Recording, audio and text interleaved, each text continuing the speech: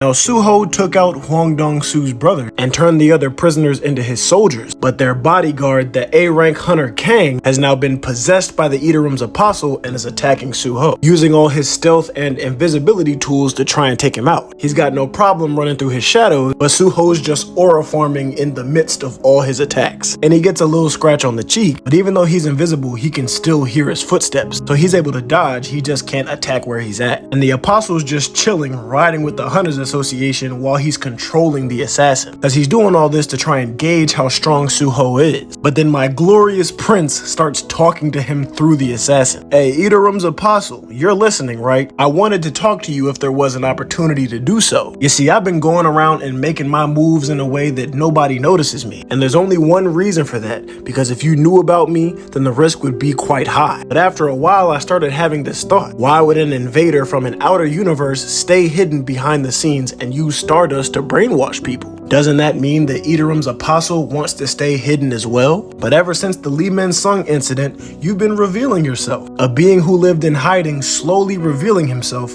that must mean you're preparing for something. Could it be that you too are a growing existence like me? And Yo's just listening because he's hitting the nail on the head. But Suho says, I won't hide my identity anymore, so you might as well bring your ass out here as well. But we see that while he's talking, he's engulfing the assassin in shadows before just running up on him all at once. And I can't lie, the aura farming is getting me. But of course, he takes him out with no difficulty pretty much, as he tells the apostle, let's fight. And it looks like he actually took damage from the assassin being killed. So Yo tries to check on him, but nah, it's nothing. But again, I told y'all I'm loving this like two sides of the same coin shit. Even when he was standing next to Suho, they looked like brothers, just with white and black hair. Now again, Suho wastes no time just resurrecting people as his soldiers to build up his numbers. And after he revives the assassin and Hwang Dong-soo's brother, he rebukes them for how many people they've killed and punishes them by forming them into a weapon, forcing them to fight alongside him. So he uses his skill of shadow creation, which looks like it causes them a whole lot of pain, but then the creation started drawing in an item by itself. And by the time it was finished, he ended up with two things: a rare armor to go on his torso and a ring that's of hero grade. And it says he can assign a name to make it special. So he goes along with it, you know, trying to get stronger, and names it Kira.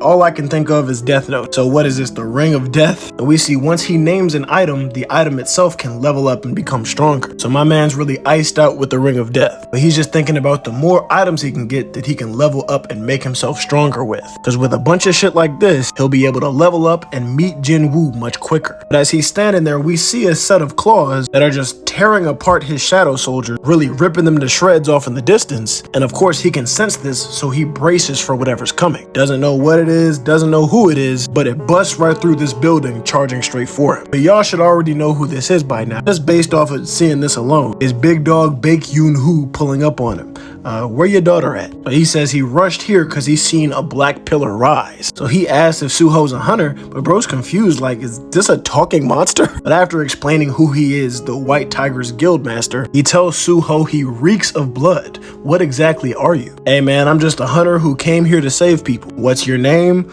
I'm Sung Suho, and I'm already aware that the Hunter Association wants me, but I'm telling you I'm innocent. He's like, oh shit, so you're that guy. Pretty bold for admitting that you're wanted so openly, as my guild also suffered losses from the Stardust. So if you're really innocent, how will you prove it? And he's like, hey man, come on, can we put that shit aside for later? We're short on manpower right now, and I'm glad an S rank is here. Let's just hurry up and save people. And he's like, bro, do you realize the position you're in? He's like, yeah, but come on, I'm a hunter, and saving people comes first. Which triggers a memory in Yoonho's mind of him talking to an older man who said, make the necessary choice first, and I'll figure out how to make the right one later. That's what being a rescue team means, isn't it? So he's like, wait a second. I knew that name sounded familiar, and grabs him up saying, Sun Suho? Wasn't that the grandson Captain always bragged about? Because remember, Jin Woo's dad was a firefighter. So, okay, I just made the whole connection, all right. And he's just happy to see his old co-worker's grandson.